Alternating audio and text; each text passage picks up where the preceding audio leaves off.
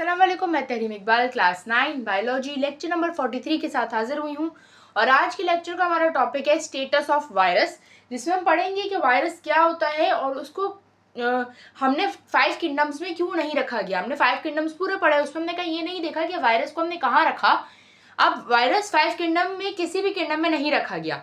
इसकी वजह क्या होती है कि वायरस को एक बॉर्डर लाइन पे रखा गया है। मतलब हम ये नहीं कह सकते कि वायरस लिविंग है कि नॉन लिविंग है, क्योंकि वायरस लिविंग कैरेक्टरिस्टिक्स और नॉन लिविंग कैरेक्टरिस्टिक्स दोनों पोजेस करता है। इस वजह से इसको हम लिविंग ऑर्गेनिज्म और नॉन लिविंग थिंग के बिल्कुल बॉर्डर लाइन पे रखते हैं कि कभी ये लिविंग थिंग बन जाता है तो कभी ये नॉन लिविंग थिंग बन जाता है। अब अगर हम ये स्टडी करें कि किस तरह से कौन कौन से लिविंग कैरेक्टरिस्टिक्स है और कौन कौन से नॉन लिविंग कैरेक्टरिस्टिक्स है, तो पहले हम लिविंग कैरेक्टरिस्टिक्स की तरफ अगर आएँ तो वायरसेस के लिविंग कैरेक्टरिस्टिक्स सबसे पहले ये है कि वो डीएनए और आरएनए उसके पास मौजूद होता है। यानी न्यूक्लिक एसिड की फॉर्म में या तो डीएनए होगा उसके पास या फिर आरएनए होगा उसके पास। अब डीएनए यानी डीऑक्सी राइबोन्यूक्लिक एसिड और आरएनए यानी राइबोन्यूक्लिक एसिड होगा इसके पास। और ये किसमें इंक्लोज्ड होगा? ये एक प्रोटीन के कोट में इंक्लोज होगा जिसे कैप्सिड कहा जाता है। तो अब इसके पास डीएनए आरएनए है जो कि एक लिविंग थिंग की कुछ खुसूसियात है। किसी नॉन लिविंग थिंग में तो आपने नहीं देखा कि किसी टेबल में चेयर में डीएनए या आरएनए प्रेजेंट हो, ऐसा तो नहीं होता। तो ये एक लिविंग थिंग की खुसूसियात है इसके अंदर कि इसके अंदर डीएनए या फिर आरएनए प्रेजेंट होगा। दोनों एक साथ मौजूद नहीं हो सकते, या डीएनए होगा या आरएनए होगा। उसके बाद क्या है कि रिप्रोड्यूस भी हो सकता है, यानी रिप्रोडक्शन भी ये कर सकता है, अपनी तादाद में इजाफा कर सकता है, लेकिन तब जब ये होस्ट के अंदर मौजूद हो, यानी किसी होस्ट सेल के अंदर मौजूद हो, तभी ये अपनी तादाद में इजाफा करेगा, रिप्रोड्यूस होगा। तो ये भी एक लिविंग थिंग की खुसूसियात है कि वो अपने आप को रिप्रोड्यूस कर सकते हैं। नॉन लिविंग थिंग तो अपने आप को रिप्रोड्यूस नहीं कर सकते। तो इसका मतलब कि ये दो खुसूसियात है जिसकी वजह से इसको हमने एक लिविंग थिंग की चीज में डाल दिया कि लिविंग ऑर्गेनिज्म है। पर अगर हम नॉन लिविंग कैरेक्टरिस्टिक्स की तरफ जाएं तो अगर वायरस किसी होस्ट बॉडी के अंदर मौजूद नहीं है, मतलब वो बाहर मौजूद है, तो आपको ये नहीं पता चलेगा कि ये वायरस है कि नहीं, क्योंकि वो एक क्रिस्टल की तरह आपको नजर आएगा कि जिस तरह एक क्रिस्टल पड़ा होता है, यानी जैसे नमक का दाना हो गया, क्रिस्टल्स हो गए, इस तरह वो आपको दिखेगा कि ये तो बिल्कुल एक क्रिस्टल है। मगर हकीकत में वो क्या होगा? वो एक वायरस होगा। लेकिन वायरस जब भी किसी बॉडी के बाहर पड़ा होगा तो वो किसी अपनी ओरिजिनल फॉर्म में नहीं दिखेगा, बल्कि वो क्रिस्टलाइज हो जाएगा ताकि वो बाहर के एनवायरनमेंट से अपने आप को बचा सके। और जो बाहर किसी टेम्परेचर ज़्यादा है या पीएच ज़्यादा है या ह्यूमिडिटी है, मॉइस्चर है, तो उससे वो बचाने के लिए अपने आप को क्रिस्टलाइज कर लेता है, तो वो क्रिस्टल की फॉर्म में पाया जाता है।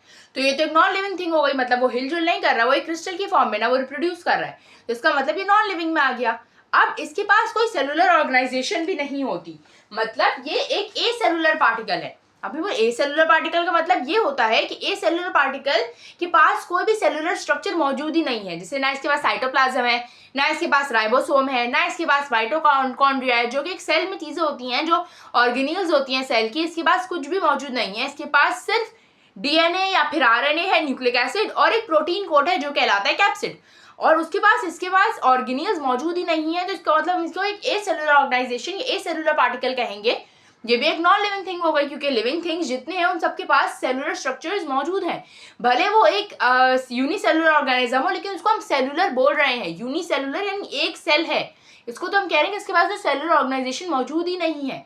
जैसे अब यूनिसेलुलर ऑर्गेनिजम्स के पास भी फूड वैक्यूल होता है या इस तरह की चीज़ें मौजूद होती हैं, पर इसके पास तो वो भी मौजूद नहीं है। तो अब क्या, अगर हम इसका एक स्ट्रक्चर स्टडी करें तो ये जो सामने आपको डायग्राम दिख रही है, ये एक बैक्टीरियोफेज की है, जो कि वायरस है, जो कि बैक्टीरिया पैक करता है।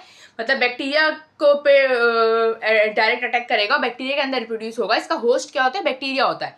अब इसके पास आपको जो ऊपर एक स्ट्रक्चर दिख रहा है वो है हमारे पास कैप्सिड, जो है प्रोटीन कोट। और ये ऊपर का पूरा हिस्सा कैप्सिड जो है, कैप्सिड और जो उसका अंदर मौजूद है डीएनए या फिर आरएनए, इनको मिला के हम हेड का नाम देते हैं। फिर जो उसके पास नीचे वाला हिस्सा है वो नेक है। फिर जो एक लंबी सी हिस्सा आ रही टेल हो गई, टेल के नीचे एक प्लेट होती है जिसे बेस प्लेट कहा जाता है, और बेस प्लेट में से कुछ फाइबर्स निकल रहे होते हैं, इसे हम टेल फाइबर्स कहते हैं। अब क्या होता है कि इसके साथ हमारे पास ये किसी भी ये जो इसका कोट दिख रहा है आपको, बीच में शीट होती है, इसमें ये शीट में कोटेड होता है। अब ये किसी भी बैक्टीरिया पे जब एक्ट करेगा तो ये अपना डीएनए या आरएनए उस बैक्टीरिया के अंदर इंजेक्ट कर लेगा। फिर वो डीएनए आरएनए डिवाइड होगा एंड सो ऑन, इसकी प्रोडक्शन होगी, और इस तरह ये एक से बहुत सारे बैक्टीरिया या वायरसेस हमारे पास डेवलप हो जाते हैं।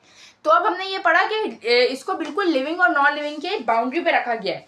अभी डिजीजेस एनिमल में भी कॉज करता है और ये प्लांट में भी डिजीजेस कॉज करता है। एनिमल में डिजीजेस है इन्फ्लुएंजा वायरस हो गया, जो नज़ला जुकाम होता है, ये इन्फ्लुएंजा वायरस हो गया। और अगर प्लांट की बात करें तो हमारे पास होता है कॉलीफॉर्म मोज़ेक वायरस यानी कैमवी होता है, या फिर हमारे पास टोबैको मोज़ेक वायरस होता है। ये सारे वायरसेस प्लांट के हैं। और जो हमारे पास इन्फ्लुएंजा वायरस हो गया ये हमारे पास, या HIV हो गया, ह्यूमन इम्यूनो डेफिशिएंसी वायरस है, HIV हो गया। एड्स होता है, acquired immunodeficiency syndrome, AIDS का वो है वायरस है, ये HIV कॉज करता है। तो ये हमारे पास इसके एग्जाम्पल में आ गए। आज के लिए इतना ही, मिलती हूँ अगले लेक्चर में, तब तक के लिए अल्लाह हाफिज़।